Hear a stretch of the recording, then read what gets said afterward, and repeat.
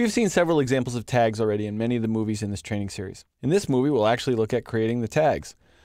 The tag basically asks a question of the object and then reports the result to the symbol on screen. The same designation is often included in a field in the schedule so that cross-references can be made.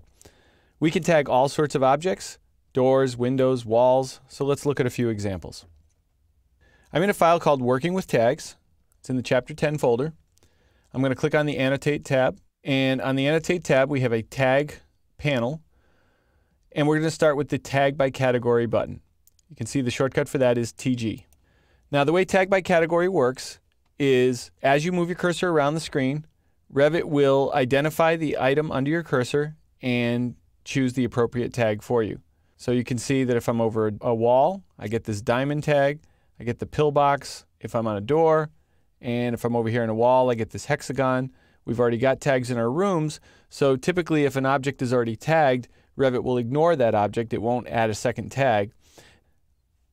Some items will highlight, like this railing, but if I were to actually click on the railing and try and tag it, I would probably get a message telling me that I don't have a railing tag currently loaded.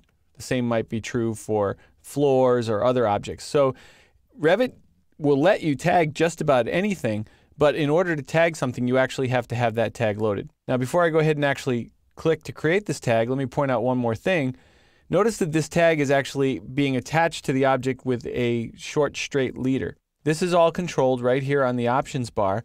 So sometimes you want tags to be associated with the objects with a leader, and other times you don't. So what I'm going to do is actually uncheck the leader here to create door tags, and then I'll go ahead and click on the various doors. Now, I'm going to zoom in and show you that when the doors were added, they were numbered at that time. So by tagging, all we're really doing is, again, the tag is simply asking the question of the door, hey door, what number are you? And it's reporting that information in the tag. So it's not assigning the number at this time. It's not changing the door in any way. Now, this particular door doesn't actually have a number, so you see a little question mark appears, and we can remedy that easily enough. Now, if I came over here to a window, in this case, it looks as though the two windows have the same designation. Well, tags can report any property in object they're tagging. In the case of the door, the tag is reporting the instance property for the door number. It's called simply the mark.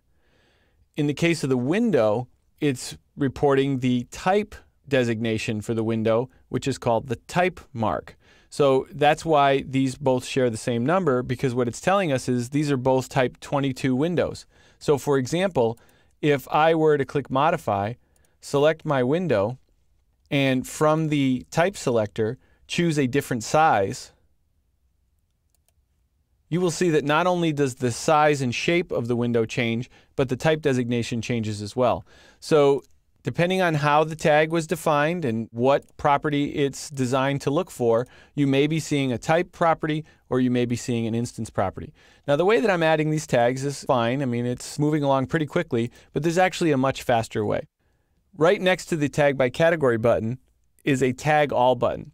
And this is actually, if you pause a minute and wait for the tooltip, you can see it's actually Tag All, not Tag. So what it does is it won't, again, do redundant tags. It won't re-tag anything that's already tagged. But if you click this, you'll get a dialog box, and it will list for you all the categories of tags that are currently loaded in the project. So my project has door tags, and it has property line segments and room tags and window tags. But you can see that it doesn't have like floor tags, or it doesn't have railing tags, as we talked about a few moments ago. I'm going to choose door tags because that's what I'm interested in tagging. Let's go ahead and move this out of the way and see if there's actually any doors. There's a few doors that still don't have tags. So when I click OK, you'll see that it will add tags to those missing doors in one shot. Now we have several windows that don't have tags. So if we repeat that again, and this time highlight the window tags and click OK, you see that tags will get added to all the windows. And clearly that's much faster. Now, even though we have Tag All, not Tagged, some tags you may still choose to do manually. For example, I'm going to go back to Tag by Category, and I want to talk about wall tags next. Now, with a wall tag, you typically don't want to attach that directly to the wall. You typically want a leader associated with that. So I'm going to go ahead and check the leader box, and then I can come in here and select my walls, and you'll see the tag appear with a leader attached to it. Now, if you think that leader's not quite the right length, we can actually adjust it. How about 3/8 of an inch? Make it a little shorter. And I'm using my tab key here to highlight the wall, because I don't want to tag the toilets. But I can kind of move around and make these changes. Now, why are all these tags blank? Well, it's a similar kind of reason why the window tags were all the same number. The wall tags are looking at the type mark property. And it turns out that most of the walls, if not all of the walls in this project, don't have anything assigned yet for that property. So I've added a few tags just so we can see what's going to happen. When I select one of these walls now and edit its type, scroll down and look for the type mark property.